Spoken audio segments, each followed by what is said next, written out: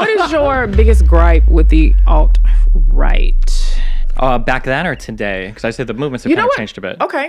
Starting off back then. And then I want to also ask how they've transitioned and transformed to today. I think back then, I mean, I'm trying not to use any trigger words, but oh no! Please trigger me. I'm kind of trigger service. Neo-Nazi was like a very accurate kind of way to encompass a lot of those beliefs. A lot of the people were very like. I think Stefan Molyneux flew to Poland and was crying because it was so beautiful. How many white people there were, and that kind of like the very anti-brown immigration, like that stuff. I thought that was kind of. It's pretty. I just didn't like the negative tinge of all of it. I guess like that's pretty bad. Yeah. Yeah. But no, I mean, not necessarily just because of the racism, but because I feel like the story that they told of America was just very sad. I thought that like everything had come from like white European people and nobody else made any contributions, and that just kind of bothered me. And then what about now? Who they've become now? Now I think the term alt-right isn't really used anymore. I don't see it much. Now you kind of got like the MAGA movement that came more from the Tea Party than the alt-right, but there's been kind of some fusion there. What do you call your people? Like, what do y'all call? Americans. You're an independent now, right? I'm an independent these days. Yeah. I mean, look, I dish out shit to each and every faction of every party. I don't care. Okay. They're a bunch of frauds. It's like, I love how they like to pin me. We can agree on that. But they're all frauds. I mean, I saw Capitol Hill from the inside. So for me, I like this, George. But I'm still conservative. I'm like conservative independent, right? But the reality is, I mean, yes, I'm a very much Trump supporter, and that's not going to change, right? It's never going to change. I'm glad you guys admitted it. I admit it. It's never going to change. It will. It can change. It cannot. I don't know. No. I have said this before. He's not intrinsic with it, and I know that. I've already psychoanalyzed him. It's not an intrinsic thing. Donald Trump can go on Fifth Avenue right now and shoot someone, and it would not change my support for him because I would probably find it justifiable. God. Yes. I am should okay not with have that. said that. That sounds on this podcast. You should not have said that. I know, it's insane, but I'm just trying. So you realize how indoctrinated you must be? It's not indoctrination. Your brain is fried. Do you hear what you just said? He could go and shoot somebody. Yes. He's not God. He's not Buddha, Jesus, any of our other higher powers. I bring I have questions in mind when I'm arguing with Trump supporters, and one of the questions I have, it's too late now because one of my questions is like, what's the line for you? Because I feel like every time there's no line. It's not racism. It's not being a predator. It's not deporting people. It's not being. It's not deporting people that look like you that are in your own family. It's not commercials at the White House. Yeah. Oh, the car commercials. Right. Just like Joe Biden did for Jeep. Okay, here I'm just curious. So here's a question, okay? Because you've been involved in government, you've had quite the background and everything else. How do you, when you think of America and you think of like the history of America, what are like cool standout moments to you? Where if you had children or if you were talking to younger kids, you're like, this is why America was such a cool country. Lincoln and the liberation of slaves and trying to end something that I believe is the darkest past of our country. He did not abolish slavery because it benefited the enslaved African. I don't call them slaves anymore, by the way. They're enslaved people. So he did not do that for the benefit of those human beings that were treated like cattle. He did that for a financial benefit. That's historically proven. Let's go later on. There is a quote saying if Lincoln said if he could, I think, reunite the North and South, by freeing all the slaves, he'd do it. By freeing some of the slaves, he'd do it. And I think by freeing none of the slaves, he'd do it. I think that's a quote. But regardless, a little bit more in history, like forward, in history for me, like when I point back, is every time we were able to correct a fault. Would you say like World War I, World War II, going to the moon? I think going to the moon was great. Even though there's questions surrounding that, we all know that the broadcast was actually a simulation. Now, oh man, was that proven? I didn't know I was going on the Joe Rogan Experience. Hold on, hold on. People are saying that the broadcast was a simulation. I've heard that. I subscribe to we went to the moon. Okay. Personally, I subscribe to that belief. I would like to think that we did. Me too. I subscribe to that belief. But I'm just saying people are now saying that there's all these things we can choose to believe. I choose to believe. Again, I choose to believe we went to the moon. Do you think we went to the moon? Absolutely, yeah. Yeah, so do I. And I don't think any of the broadcasts could have possibly been simulations. My wife thinks that we did not go to the moon, and she will not budge. It's outrageous. You see, so I believe we went to the moon. I'm subscribed to that thought, right? Points in time in history that I enjoy are when we abolished slavery, when we abolished segregation, when we gave women rights. These are all things I appreciate as a person. All things that white men took away from people. But that's crazy, they were also given by white men. Bad white men took it away, but good white men gave it back. It was some of the good ones that benefited too. Well, what I'm just saying is you can't just blame. I don't know if those are good. I think he's looking for more recent examples. He said history, and that's how I look at our history. One of the things I'm thinking of that I don't like about kind of the current Republican Party's isolationist bend. I don't like that either. Oh, okay. Because I look at like the situation in Ukraine, and I think it's really sad that the United States has just like completely abandoned that position. The situation in Ukraine, I'm super sympathetic to it. Oh boy. But no. Hear me out. It's not a but. I hate Vladimir Putin. I've been on the record. I'm actually barred from going to Russia. And I visited Russia prior to my political. I'm a theater kid, so I love the. What did you do to get barred from? We'll put a pin in that. Well, no. What I did was like, have you seen my speeches on the floor about Vladimir Putin? Oh, they're not pretty. On the congressional record, they will live forever, right? I am no fan of Vladimir Putin, of any dictator or mass murderer, as I like to call them. But you love your God, Donald Trump. He's not my God. He's my president, and I like him because he shoot somebody in the street in the daytime. Whatever. That was a metaphor. No, you meant that. Okay, whatever. So my point here to you is, if we're gonna really talk about Ukraine and Russia, I want peace, and I think you want peace, and I think we all want peace. I want peace because peace means no more lives being killed. Yeah, but we'd never use that standard as a conflict anywhere else, right? Like the Revolutionary War in the United States, that was very unpeaceful. It was very unpeaceful, I agree. War is typically the opposite of peace. But understand this. Do we want the United States to intervene to squash it, or do we want the United States to intervene to continuously fund it?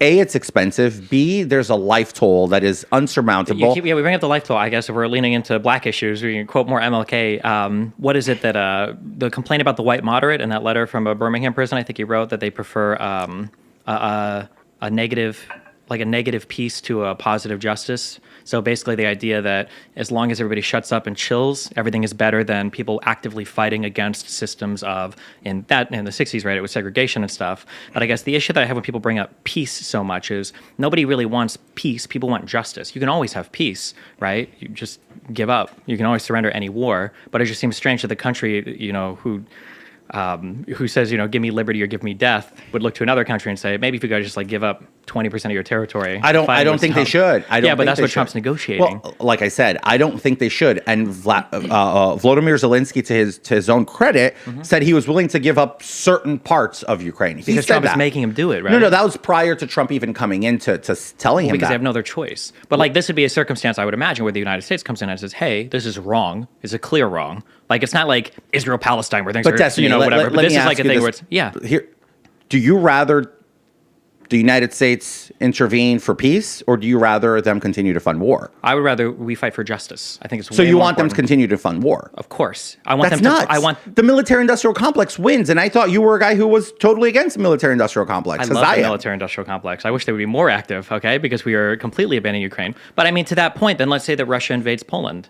Do you say, well, we shouldn't fight at all because there might be death, or if they invade Estonia, Latvia, Lithuania, but if they invade Poland, then there's Article 5 of NATO. So there's still going to be death involved. Well, right? I understand, but then there's a whole Article alliance. 5 is more important than death. Or? It's not that Article 5. We have a moral obligation, just like they had a moral obligation to come to our aid after 9/11. So when we're talking Poland, it's a different story. We don't have any moral obligation to Ukraine. We don't. There's a very clear bad guy, a very clear good guy. In your opinion, what's the solution?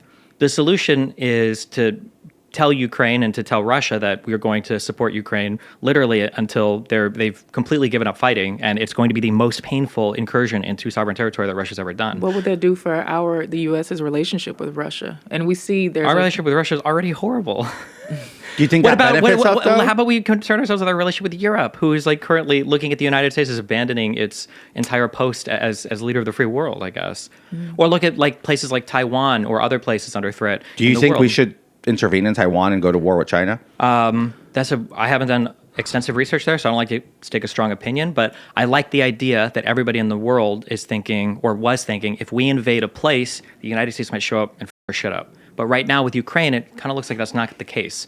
Now it looks like the U.S. under Trump wants to play like big power politics, where it's like, as long as you're the big boy in the block, you can take over whatever you want and do whatever you want, kind of like how we're bullying our neighbors, Mexico and Canada right now. That's divorce from reality, Destiny. That is not. What's divorce from reality? That is not how President Trump wants to lead the United States. Why are we terrifying Canada and Mexico more than China? Our tariffs are bigger on our allies than China. Well, I understand, but have you seen the tariffs that Canada and Mexico has imposed in the United States? Yes, they were all negotiated under Trump. It's called the U.S.-Mexico-Canada Trade Agreement. The USMCA was a little bit of an improvement from NAFTA, but nowhere near sufficient to remedy all of the bad trading. What bad agreements. Trading stuff? Dude, why are we taking in so much Canadian steel and shutting down our steel? We're not shutting. We're a huge economy. Of course, we're importing a ton of stuff. That's good for us. Sure, but we're importing more than we're producing domestic steel. That's a problem. And Canada, why is that a problem? And Canada tariffs the shit out of us on steel.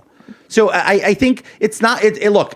Wait. Just to be clear, okay, and I'll cite a wise man 6 years ago, Ben Shapiro. Okay, if you look at high export economies, places like Iran, places like North Korea, places that have net exports, these are not good economies. You look at high importers, you look at people like the United States, the United Kingdom, like these are good economies. You would rather be somebody who's buying stuff because we're using it, right? Like I don't go to Walmart and think about my trade deficit with Walmart. I'm buying stuff because I'm using it. I would rather us be training software engineers and working on AI than having fabrication plants to make steel. So look, all right, we're not going to agree there. But since you brought up Ben Shapiro, I actually wanted to ask you a very interesting question. Do you rather moderate a debate between Ben Shapiro and Hassan, or be trapped in an elevator with Jordan Peterson while he explains the food pyramid to you? Am I allowed to argue with Jordan Peterson? You're trapped, and he's explaining you the food pyramid. Can I argue about it with him? No. Then I moderate the debate, I guess. Oh, really? You'd rather moderate that debate? It depends on the elevator. If I have anything to kill myself with, then maybe I would go to the elevator. But otherwise, I think I'm moderating the debate. Yeah. Okay, cool. I mean, I think Ben Shapiro and Hassan should take that offer up, and I think, guys, you should let Destiny moderate a debate between you guys. I think that would be gold. Okay, but if you could argue with Peterson, like, what would your argument be? I don't know, man. We had one debate and it was a disaster. I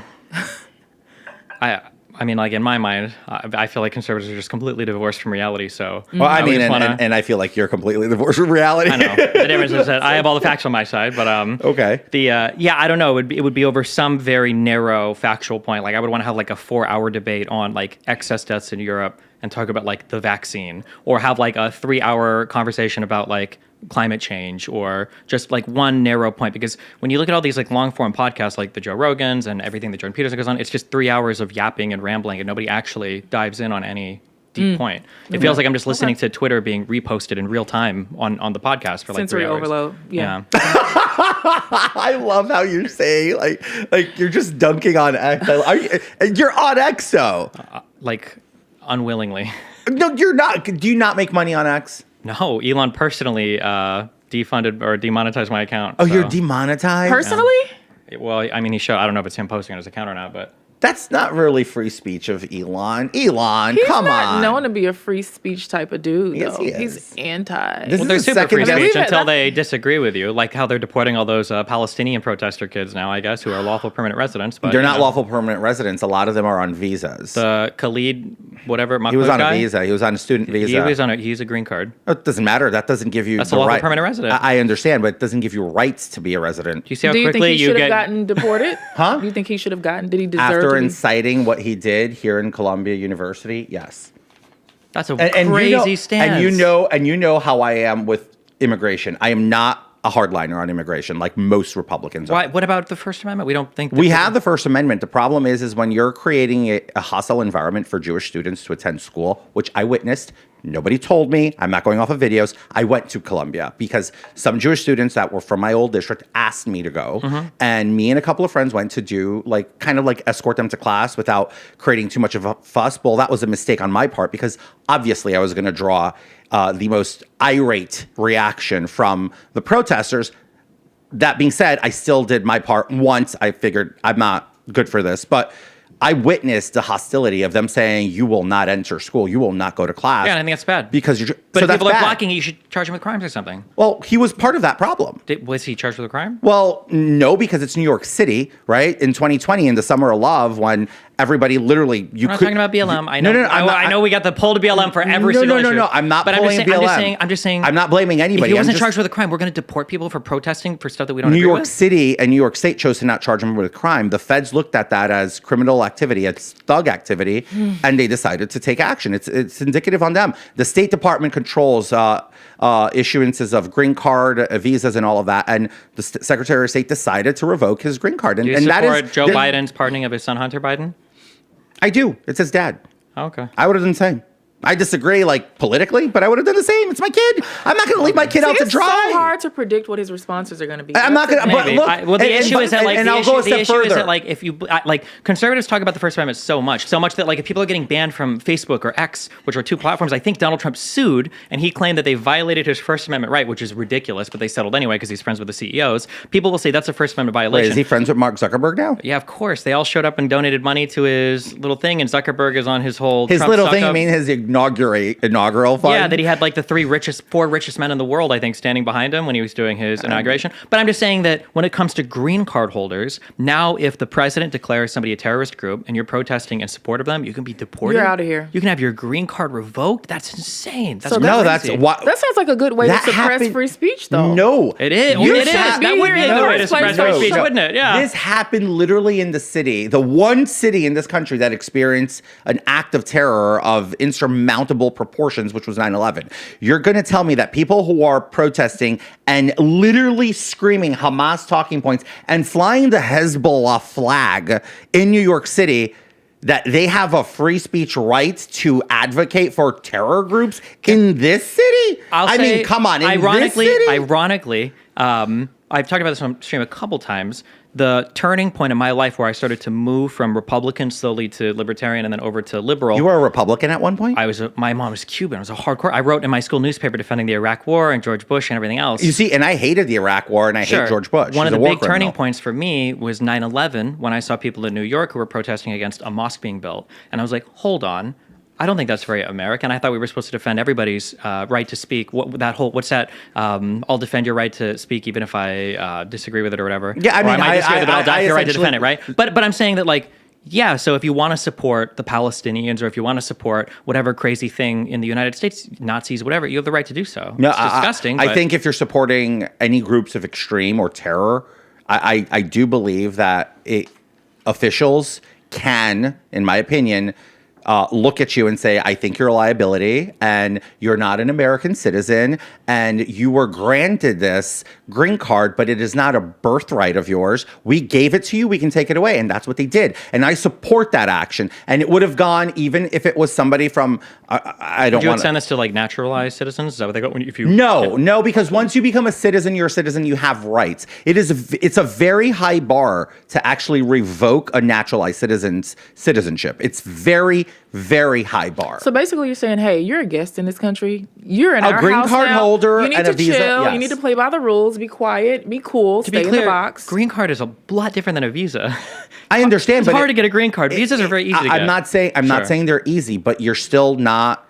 You're not entitled to a green card. Okay, so question: next election cycle, Rashid Tlaib or the other one, Ilhan Omar, becomes president somehow, and they say, I declare the IDF a terror group. Do you think it would be okay to start deporting lawful permanent resident Jewish people that support Israel and have protests in favor of Israel because they're supporting a terror group, the IDF? So if